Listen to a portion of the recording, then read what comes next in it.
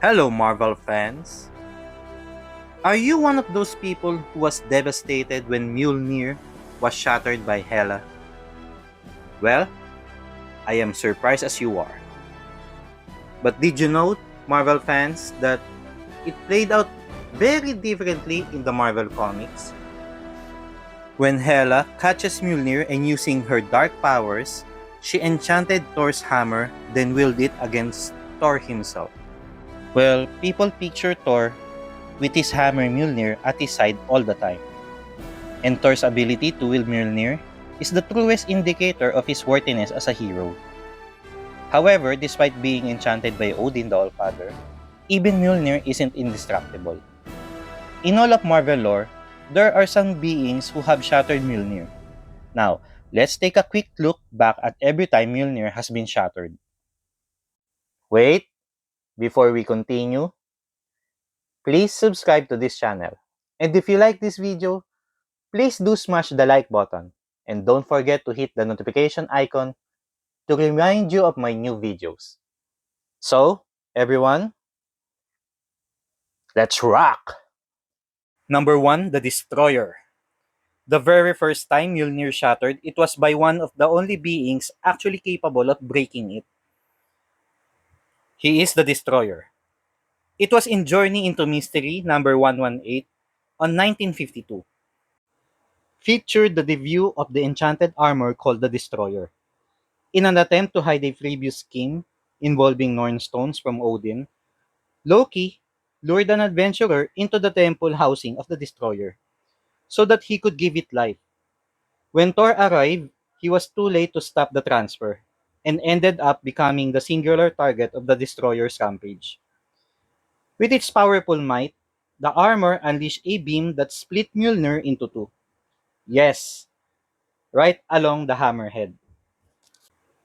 With a little remote help from Loki, who once again was trying to save his own skin, Thor outwitted the Destroyer and survived the battle. Well, Marvel fans, you might have wondered what happens with the hammer. After the battle, Thor traveled to America and reforged Mjolnir at a steel mill in Pittsburgh. Would you believe that, Marvel fans? And now moving on, number 2, Molecule Man. In Avengers number 215, it features the return of the Molecule Man. Molecule Man set up a dome in New Jersey and got to work, alerting all the Avengers including the Silver Surfer. It was this villainous individual that made quick work of Thor's hammer, decimating the indestructible weapon with a single gesture, along with Cap's shield, Silver Surfer's board, and Iron Man's armor. Yes, Marvel fans, including Tony Stark's armor. However, Molecule Man can be reasoned with, and Thor got his hammer back after the Avengers were able to negotiate. Well, except of course with Tony's armor. Number 3, Mjolnir versus Exitar the Exterminator. In Thor number 388 on 1966, Thor faced two Celestials and one of them is Exitar the Exterminator, in an effort to prevent them from purging the unworthy alien world of Pangoria. Upon discovering that the Celestial was invincible from the outside, Thor exploited a weakness in Exitar's armor to attack it from within. Braving the incomprehensible insides of the cosmic being and its body defenses, Thor eventually found a way to stop Exitar by attacking its inner head dome by wrapping Mjolnir in his belt of power and pouring his life force into it. Thor succeeded in breaking through, but at the cost of completely shattering Mjolnir. Even with this great effort, Thor failed to stop Exitar. Having completed the work of pruning Pangoria's dry branches, the Celestial banished Thor from the planet for interfering, sending him off the way he came in, which included repairing Mjolnir for him. Wow, talk about wasted effort, right? But at least he got to keep Mjolnir. Number 4, Pericus in Thor number 10 in 1998. Thor and his allies under siege by the dark god Pericus. Pericus wanted a death battle with Thor and destroy Asgard in search of it. However, when Thor finally came to give Pericus what he wanted, he found that the dark deity was surprisingly hesitant to Mjolnir's might. It's even more surprising was how Pericles sliced the hammer in half during what was meant to be a finishing blow from Thor. Without his hammer, Thor reverted back to his helpless human form, but he was still able to use the residual energy from the broken Mjolnir to repair his hammer and escape. Number 5, Bor in Thor number 600 in 2007. Thor's grandfather Bor was cast down into Midgard under a spell that made him see people as demons, thanks to a long, festering plot by Loki. As he lashed out and mourned the death of his son Odin, even the full roster of the Avengers couldn't stop Bor, who displayed enough power that he could have destroyed Earth in his rampage. In a one last push, Thor finally put down Bor with Mjolnir, but at the cost of breaking the hammer. And a subsequent banishment from Asgard, Doctor Strange was able to restore Mjolnir by the help of Thor's Odin Force into shards of Malay. Number 6, Mjolnir versus Mangog. After replacing the temporarily unworthy Thor, Jane Foster took part in a contest of the gods, with her opponents ultimately setting the monstrous Mangog against her. Unfortunately, Mangog is literally impossible to destroy, and so Jane is faced with a shocking sacrifice.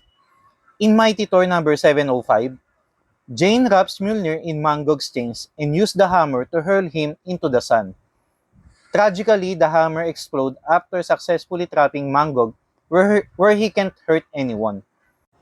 Well, Marvel fans, unlike the other heroes on this list, Jane didn't shatter Mjolnir through sheer strength, but she did possess the godly might to hurl it into the heart of a star.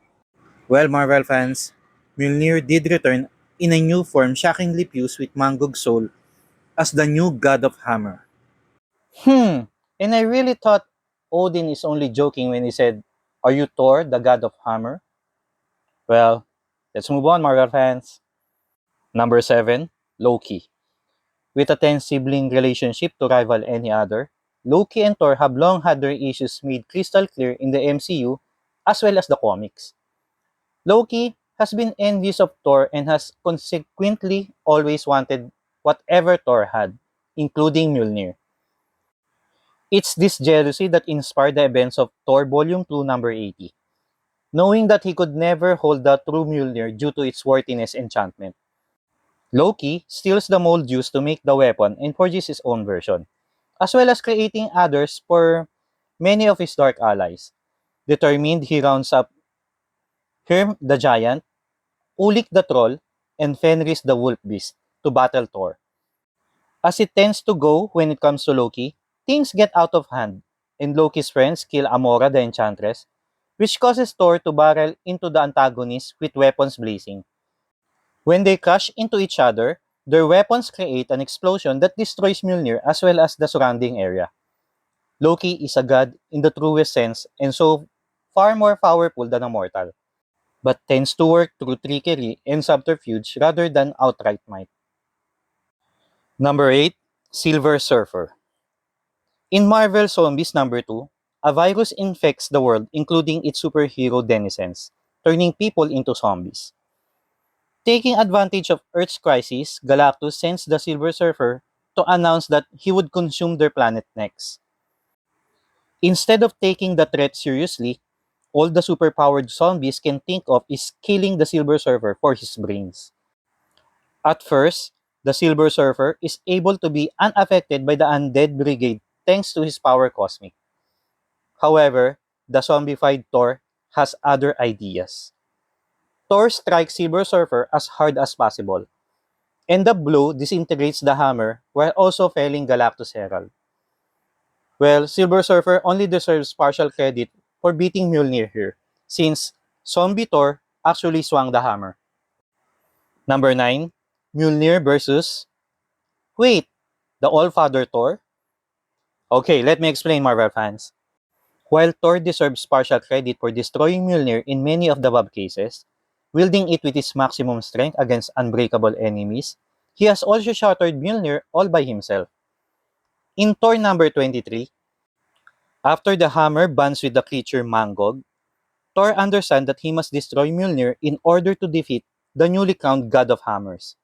Having succeeded Odin as Allfather and seized the power cosmic from Galactus, Allfather Thor traps the god of hammers and takes the weapon itself to Nidavellir, where the heat of a billion suns mixed with the god of thunder's power enables him to destroy the hammer, smashing it to bits. And now, Marvel fans, the last one may not be comic accurate, but since you made it this far, I think you deserve to know this. In Thor Ragnarok, we saw Hela, portrayed by Kate Blanchett, shatter Mjolnir using magic, which essentially made her infinitely powerful as long as she could draw on Asgard's power. The movie character Hela seemingly combines the comic book goddess of death. Actually, it's Loki's daughter, not Odin's, with Thor's long-lost sister Angela.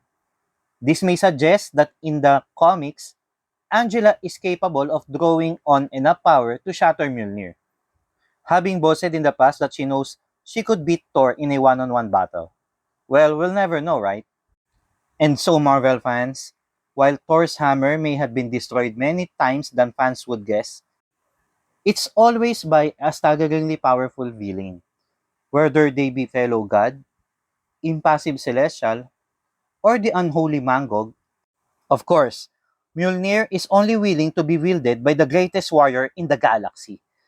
So it's no surprise that despite breaking the hammer so many times, Thor continues to be its chosen partner.